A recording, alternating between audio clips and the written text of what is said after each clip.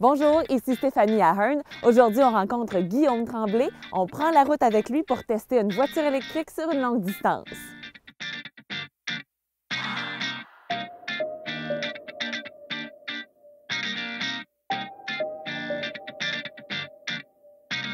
Alors, bonjour Guillaume. Bonjour Stéphanie. D'abord, parle-nous du modèle de véhicule électrique que tu conduis.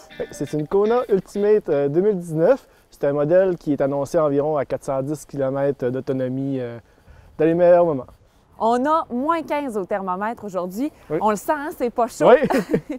Peux-tu nous parler de l'effet du froid sur l'autonomie justement du véhicule électrique? On va parler de l'adhérence au sol à cause de la neige, l'épaisseur un peu de l'air qui est plus lourde. Donc, ça nous fait perdre beaucoup d'autonomie. Il y a le chauffage aussi également de l'habitacle. Mais on tombe environ à 295 annoncés en ce moment. Donc, on va voir à la fin du parcours qu'est-ce que ça va donner. Justement, le parcours, qu'est-ce qu'on fait aujourd'hui? Quelle route on fait? Oui, donc on va faire un aller-retour à Québec. Donc, on va faire environ 400 km de route, si on veut. Donc, on va voir qu'est-ce qu'on va avoir. Sur le 410, c'est sûr qu'on n'aura pas ça, mais on va voir ce que ça va donner. Bien, justement, quels sont les trucs peut-être pour maximiser l'autonomie du véhicule en journée d'hiver comme ça, là? Oui, on a ce qu'on appelle le préchauffage. On dirait normalement, on va démarrer à distance sur un véhicule à standard à essence. Donc nous, on va faire le préchauffage, branché comme on est là aujourd'hui, ce qui fait qu'on va prendre l'énergie de la maison au lieu de la batterie. Donc la batterie, elle est pleine, la voiture, elle est chaude. Donc on n'a pas besoin de réchauffer l'habitacle quand on roule, on a juste besoin de la maintenir, ce qui est pas mal plus économique. OK, donc là, on peut la faire préchauffer longtemps d'avance. Toi, par exemple, ça fait combien de temps que tu la préchauffes ce matin? Ce matin, ça fait 45 minutes, mais normalement, on dirait là, 20 minutes d'avance, c'est bien en masse. Mais il n'y a pas d'émission, donc on peut la faire préchauffer 45 minutes d'avance, c'est pas grave. Il n'y a aucun problème.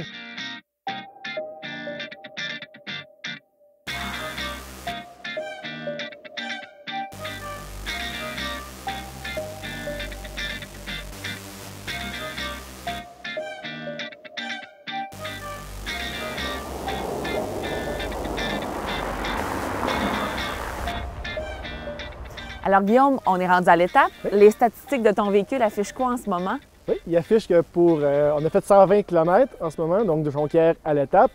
Il nous reste 54 de batterie, ce qui nous donne une estimation d'environ 175 km d'autonomie restante. Est-ce qu'on a besoin de se recharger ici? On n'aura pas besoin de se recharger.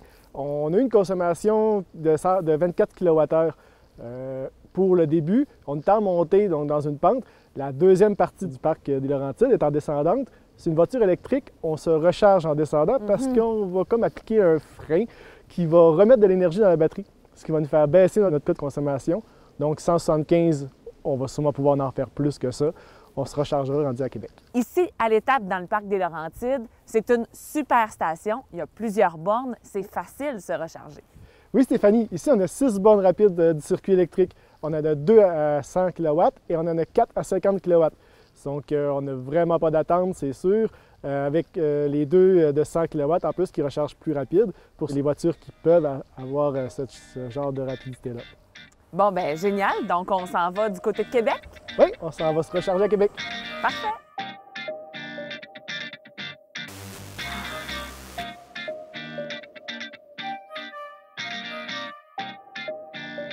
Guillaume, on est rendu à Québec. Oui. Fais-nous peut-être une petite mise à jour de tes statistiques de véhicule.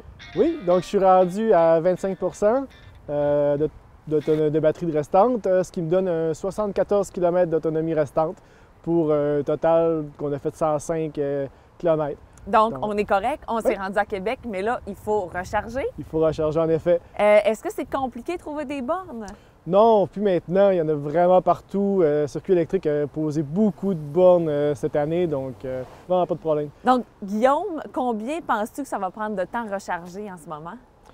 J'estime environ une demi-heure. On va augmenter jusqu'à 70 pour Québec, puis on va peut-être en redonner un petit boost à l'étape quand on va redescendre. OK, donc on n'a pas besoin d'atteindre le 100 pour repartir.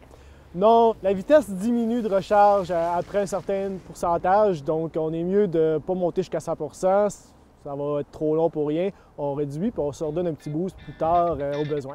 Parfait!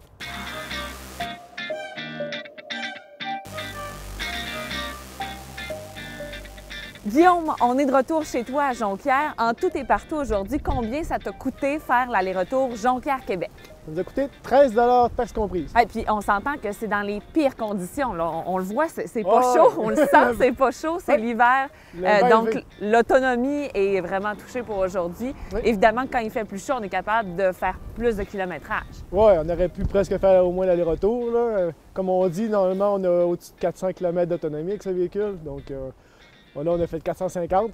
En termes de temps, Guillaume, combien ça nous a pris de temps de recharge aujourd'hui? 1h05. Donc, Puis- on aurait pu coordonner ça avec un repas, par exemple. Tout à fait, c'est ce que je fais normalement. On s'arrête, on mange en même temps, puis on repart après l'avoir mangé. Donc ça fit très bien. Mais c'est franchement intéressant. Merci beaucoup, Guillaume, pour la belle journée. Merci Stéphanie.